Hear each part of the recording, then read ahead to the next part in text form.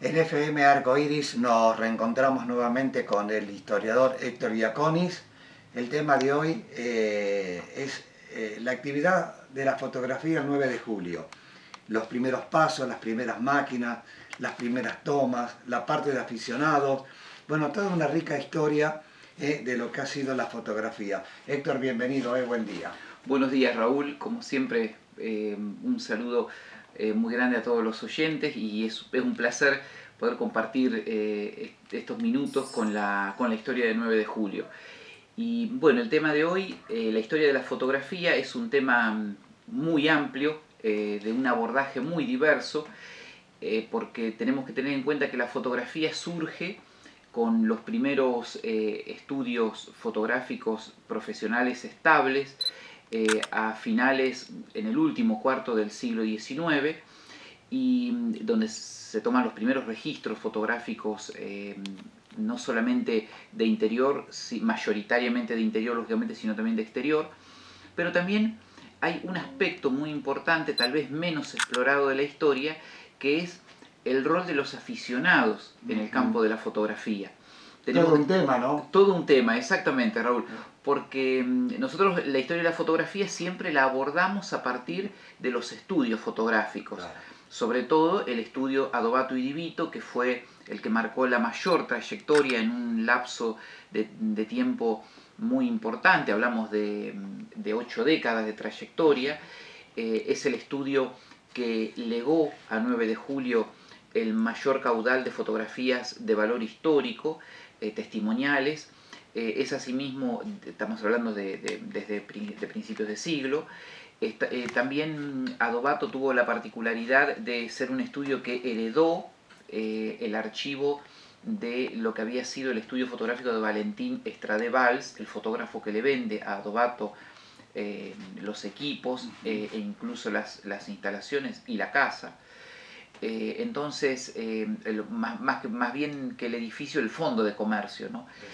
Entonces, la constitución de Casa Adobato no solamente va a ser el inicio de una trayectoria, sino también el preservar el legado que recibía de Valentín Estrade Valls. Por eso que el archivo fotográfico de Adobato tenía fotografías que databan de 1890, 1895, cuando todavía no estaba fundado, porque ellos habían heredado parte del archivo fotográfico de ellos. El estudio Adobato va a ser siempre, digamos, un punto de inicio del estudio exhaustivo de la fotografía en 9 de julio, precisamente por marcar toda esa época. Pero hubo otros fotógrafos, de los cuales en alguna otra oportunidad lo vamos a referir, que merecen un estudio y un análisis aparte, ¿sí? Que también le hicieron su aporte, y su aporte es muy importante. Podemos mencionar a De Rosa, digamos, en los inicios, César Lacorte, un fotógrafo que para fotografías de interior desarrolló una labor muy importante. Pero bueno, hoy nos interesa hablar de los aficionados, es decir, cómo la fotografía que a comienzos del siglo XX, el 9 de julio, estaba reservada para los fotógrafos profesionales, llega a la mayoría de los vecinos, para que los vecinos como aficionados puedan tomar sus propias fotografías. Eso se dio a partir de dos momentos históricos que son muy claros, que es a partir de la década de 1880, con la invención de la cámara fotográfica Kodak de cajón pequeño, ¿no es cierto?, que es este modelo que originalmente se utilizaba con placa de vidrio y que después fue reemplazado por film, es decir, por el negativo film de 120 milímetros, de 120 y de otras dimensiones, pero el más común, el que ha perdurado a través del tiempo, ha sido el de 120. Esta tiene otra dimensión de carrete, pero estas cámaras, ¿no es cierto?, fueron las que permitieron de las diferentes marcas, Kodak, Agfa y otras, a los 9 julienses poder tomar sus imágenes. ¿Cómo llegan estas al mercado local? ¿No es cierto? Porque claro, los fotógrafos, en los comienzos, los pocos fotógrafos que habían, con la figura lógicamente de Adobato eclipsando a Rafael Adobato eclipsando, digamos, todo lo que era el mercado fotográfico local, los fotógrafos no querían la inserción de la fotografía de los aficionados en un principio, porque lógicamente les quitaba trabajo, Claro, ¿no es cierto? Porque si bien no tenían estas cámaras la calidad profesional, distaba mucho la calidad profesional, pero le permitía a una persona poder recoger sus imágenes y con más o menos una calidad más o menos aceptable, más o menos aceptable. Entonces, no fueron las casas fotográficas las que las introducen, sino van a ser los bazares los que las van incorporando. El Bazar Florida, el Bazar Colón, en los orígenes el Bazar Llorente, que fue el primero que trajo este tipo de cámaras, y también uno que fue pionero en la incorporación de estas camaritas fotográficas y sobre todo de las manuales de fuelle, de las cuales no tenemos aquí a mano ejemplares, pero que hay lugares aquí en 9 de julio donde se las puede admirar, colecciones privadas, como por ejemplo es la colección de Guillermo Pastor, que es la más importante aquí en 9 de julio, cámaras fotográficas. Él tiene muy buenos modelos de las cámaras portátiles de fuelle, tanto con film como con placa en vidrio. Esas cámaras y estas las introdujo a comienzos de siglo, entre los años de 1900 a 1915, 1920, Pedro Eper, que tenía una cigarrería con un anexo de óptica, y él empezó a incorporar estas cámaras fotográficas. El revelado, ¿quién los hacía, Héctor? Porque aquí también está aquí de la cuestión, ¿no? Vos decías que a Adobato no le gustaba mucho porque, bueno, sacaba clientela, allá era distinto. Exactamente. Pero yo, teniendo una cámara de estas, ¿dónde llevaban para hacer el revelado? Bien, en los orígenes, ¿no es cierto?, la cámara Kodak tenía un dispositivo, a diferencia de esta, que el primer modelo, ¿no es cierto?, Kodak de cajón portátil, que era un poco más grande que esta, del mismo formato, ¿no es cierto?, pero más grande, con el mismo tipo. Esta cámara funciona, ¿no es cierto?, tomando, es decir, el fotógrafo observa, o el aficionado en este caso observa desde el visor que está ubicado en esta parte, obviamente con todo el error de paralaje que genera por este tipo de visor, y ¿no es cierto?, el dispositivo está aquí dentro del cajón de funcionamiento, de acción de las lentes y demás, y se cargaba desde acá atrás con el rollo, por así decirlo, o la película film. ¿Qué ocurría? La cámara primitiva no tenía posibilidad de sacarlo, entonces tenía que ir a una casa fotográfica autorizada, Kodak, llevar la cámara, entonces ellos se ocupaban de desmontarla y hacer el revelado.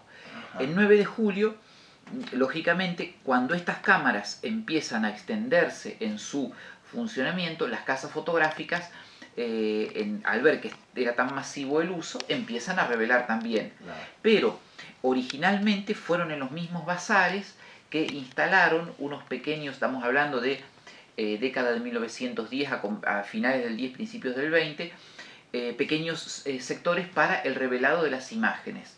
Algunos lo hacían en la ciudad, otros ya en la época en que era posible desmontarla sin causarle daño a los negativos, se desarmaban y se enviaban afuera. Cuando los fotógrafos de nivel local, digamos, empezaron a revelarlo, descubrieron que también era un buen negocio, porque no iban a competir contra el uso de estas cámaras y al mismo tiempo iban a tener la posibilidad de tener trabajo, porque iban a poder revelar esos rollos. Así que empezaron también, paulatinamente, las casas fotográficas a revelarlo, ¿no es cierto? Ya las que llegan al 9 de julio en su mayor parte eran cámaras como esta, que es posible desmontarla. Esta cámara se la puede despiezar completamente con una facilidad absoluta. Ahora, por supuesto, por los años que tiene, seguramente está trabada y no se la puede desmontar. Bueno, los oyentes no lo están viendo, pero quienes están acá sí, los que están filmados, ven, acá está el desmontado, se ve la cámara oscura y por aquí es el paso del el negativo, ¿no es cierto?, para el papel negativo emulsionado para poder realizar la captura. Vamos a girarla ahí, así se puede apreciar.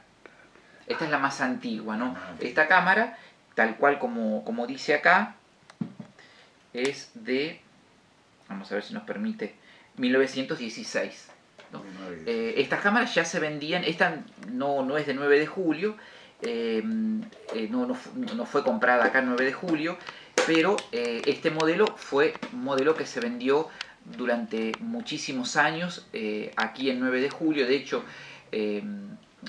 hay personas que las conservan todavía en muy buen estado, y de hecho una amiga tiene una que perteneció a uno de sus mayores, que fue comprada y que tiene la particularidad de, al abrir esta parte posterior, es un poquito más grande, tiene el logotipo, ¿no es cierto?, del Bazar Florida, que testimonia que, ¿no es cierto?, los bazares tuvieron un rol muy importante en la incorporación de estas cámaras. Y en estas fotografías pequeñas, que seguramente hay alguna por acá, estas no la tienen, pero alguna. Esta, por ejemplo, está tomada, es una fotografía casera, lugareña, mejor dicho, doméstica, del año 1940.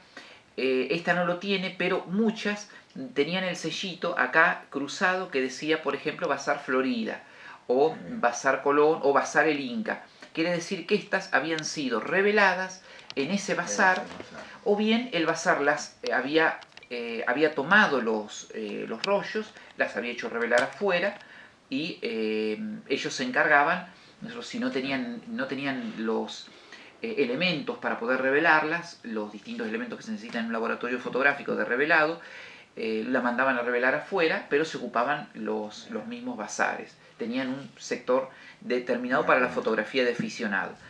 Estas fotografías, bueno, les invito a quienes quieran, perdón, tengo que decir el nombre del comercio, espero que no haya problema, La Vidriera de Panadería Gobelli, tiene unos objetos muy interesantes expuestos en la vidriera, y pueden observar ahí que está también sin la tapa una cámara más antiguas que estas, de las primeras que llegan a 9 de julio, de tipo cajón.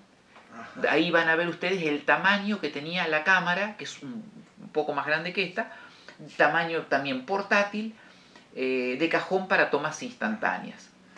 Bueno, una rica historia que en definitiva dejaba al comercio a todos bien, porque si bien Adobato fue el puntapié inicial, bueno, las cámaras, los aficionados, el revelado, la compra, era todo un comercio que benefició a todos en definitiva, ¿no?